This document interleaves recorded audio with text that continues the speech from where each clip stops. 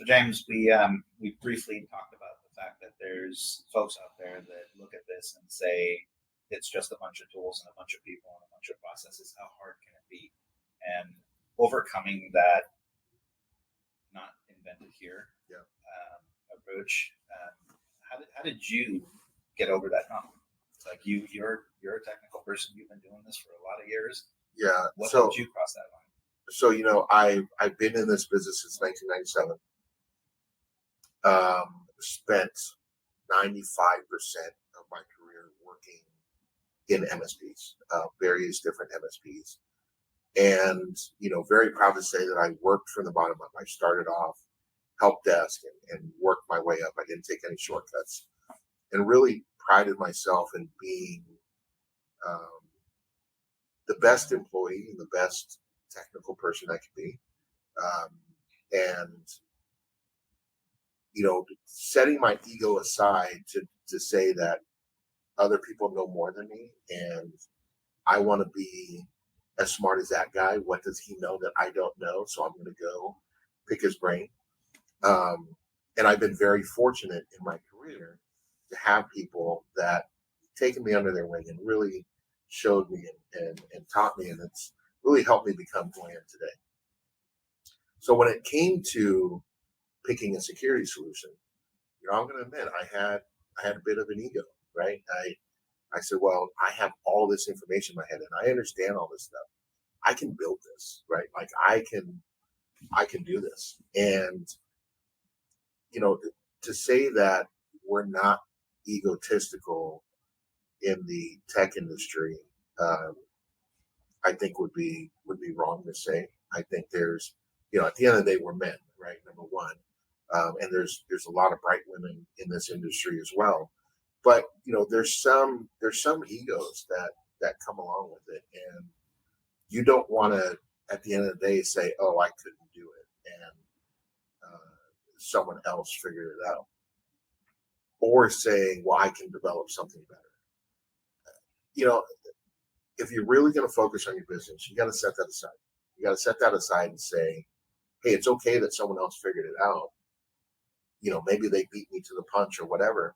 But if you take a look at it and say, they really just saved me a ton of time of having to figure this out on my own, roll it out on my own, continue to figure out a way to maintain it. If you can set that aside, the time that is given back to you is enormous. And let's face it, right? Time is our most valuable asset for every single person. And the more time you can get back, the better.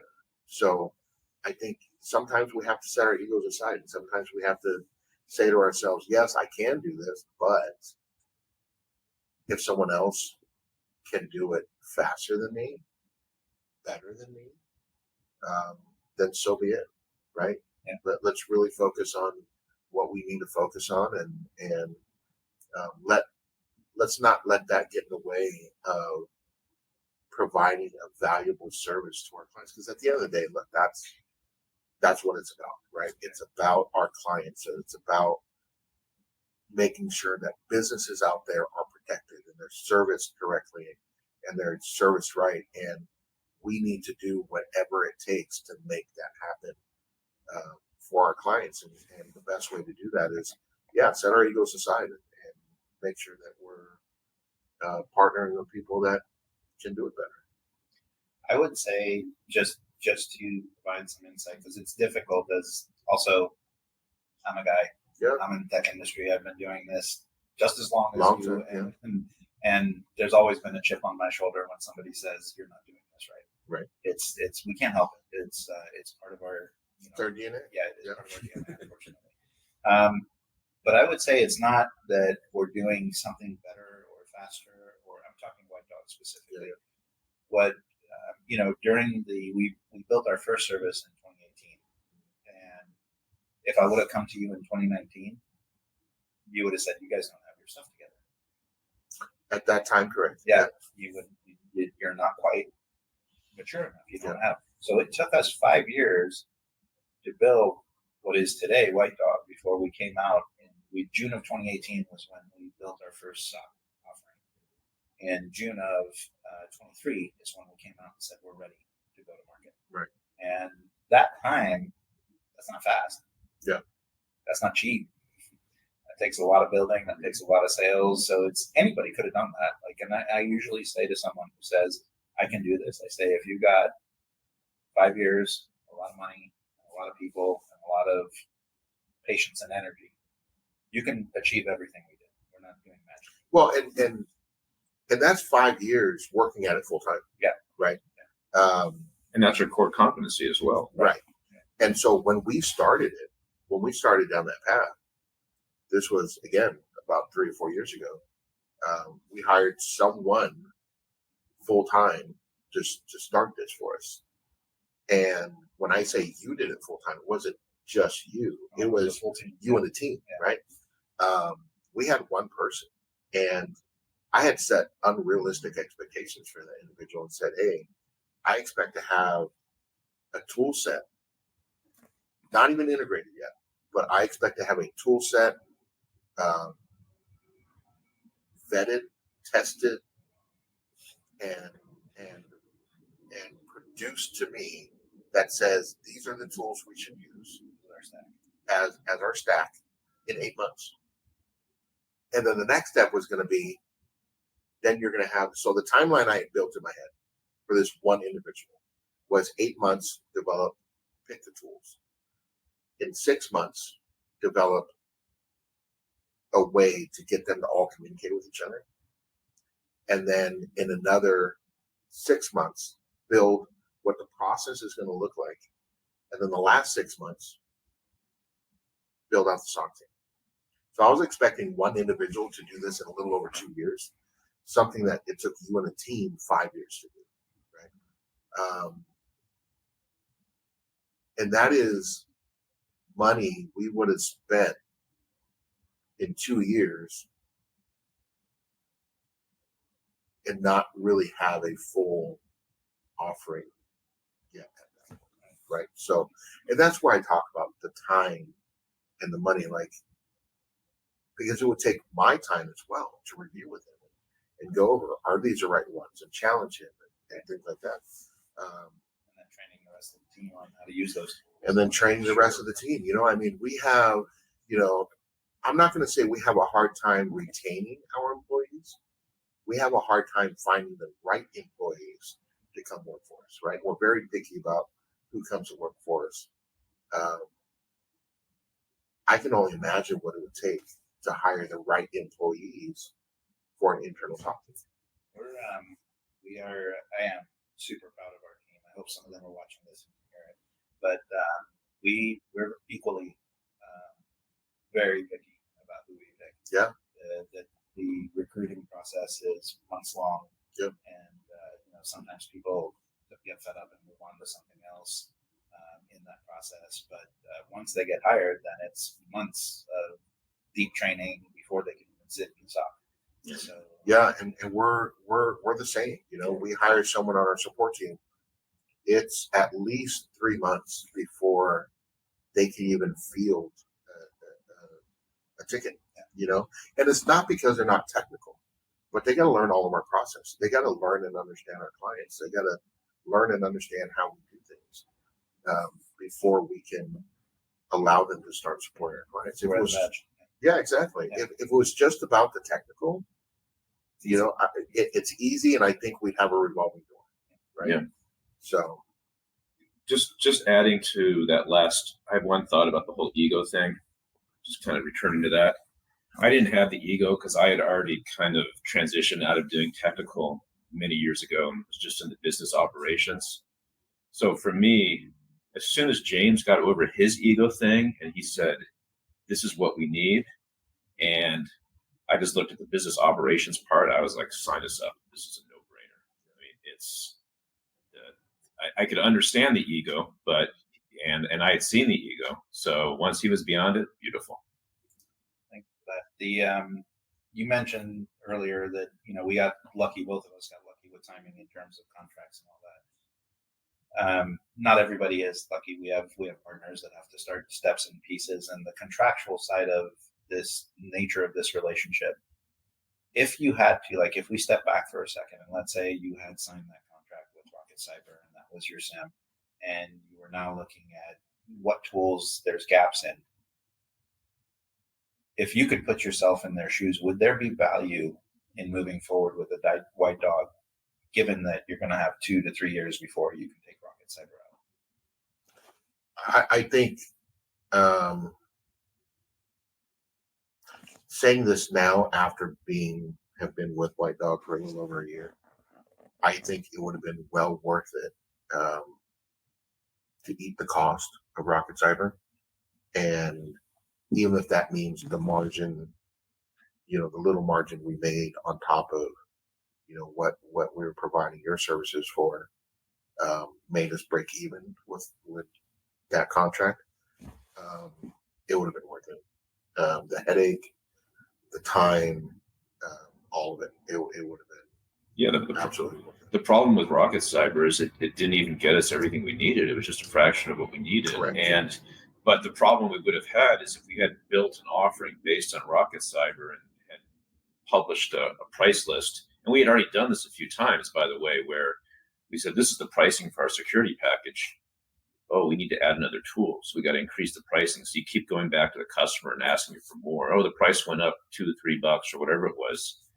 You can only do that a few times before you basically exhaust all goodwill on the customer end. Right. So, but it would have been the right thing to do because the product was faulty. It was inferior. It would have created so much more additional work for us.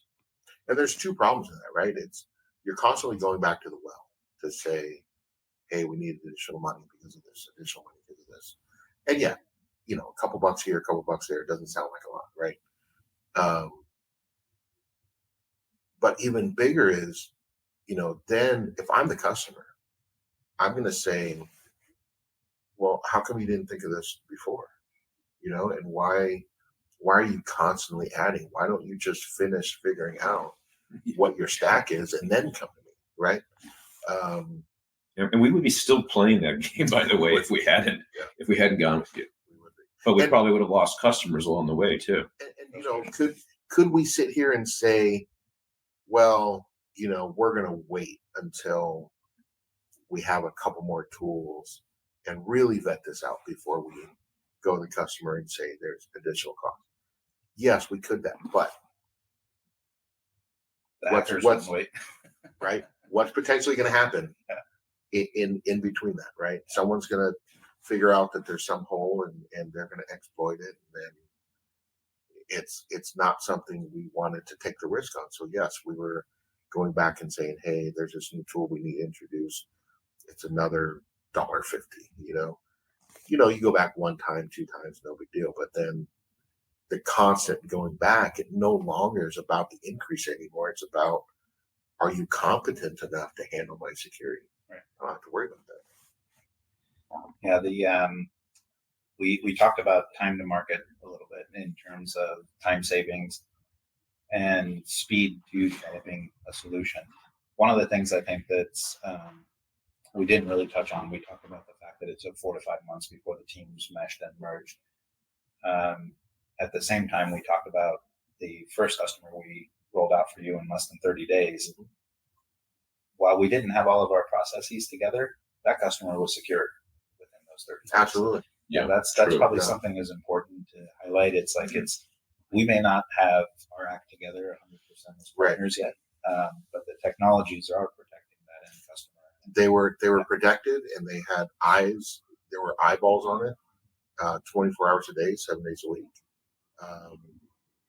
That's the other thing people don't believe. And you said the same thing to me. When I said, we'll onboard your customer in 30 days. You said everybody says that.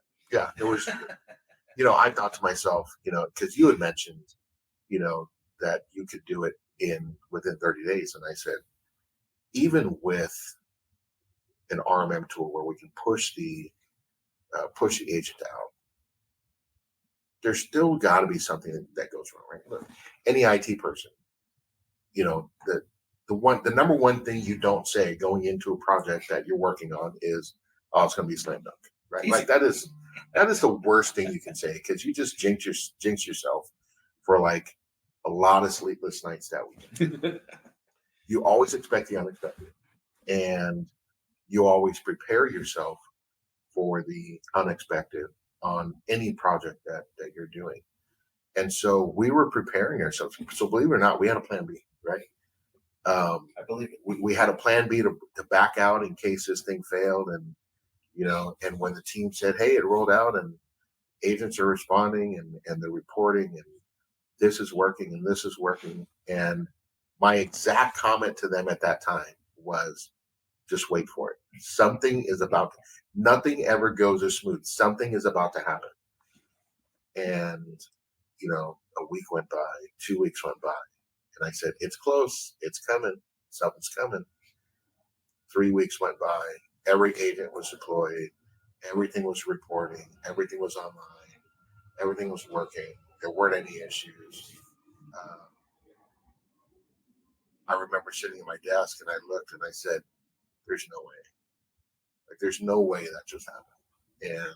And I kept waiting for that call from you, that kind of like ominous, Jeremy, we got to talk. Yeah. WhiteDog. Well, Jeremy would tease But it never happened. Yeah, Jeremy would tease me and say, is everything going smooth? I said, too early to tell. That was my answer. Too early to tell. Wait another week. Wait another week. And then it was like, hey, everything worked. Yeah, it's like I said, I just kept asking. Stopped asking. Yeah. So that was a huge confidence booster for us.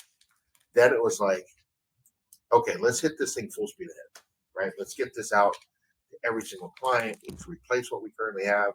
Let's get it out there. Let's go. And we moved quickly at that point. And that's when we realized, hey, there's some processes here that need to be fixed. Yeah. Right. So that's really quickly. We had, I would say, in the first 6 months, we had something like 28 customers up and running. Yeah. Yeah, it moved fast. Yeah, and here we said a year later, 46 are live, and another 3, 4, 5 of them are still processing. Yep. Yeah, a few more coming. So exciting. Yeah. And we still have a big one we haven't done. We still have the big one. We have a Big big one, one. 600 seats. Nice. We're looking forward to it. Yeah. 30 days. So yeah, I believe it now. Well, it's funny. We acquired a smaller MSP, and this was part of the acquisition.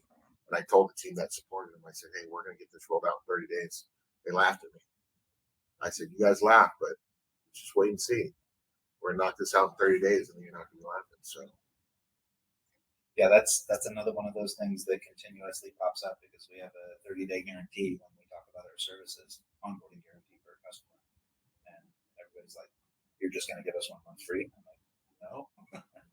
Because we're going to get it done. Yeah. And I'll, to huge credit to my team, we have not given a month away since 2018. That's awesome. Yeah. That's amazing. Yeah. It really is. well, that's the 5 years right there. Yeah. Put to good work, right? Yeah. Well, thank you both so much, not just for the live stream, but also for the follow-up. Sure. Yeah. Appreciate you. It was guys fun. coming out. Enjoyed it. Thank you. Absolutely.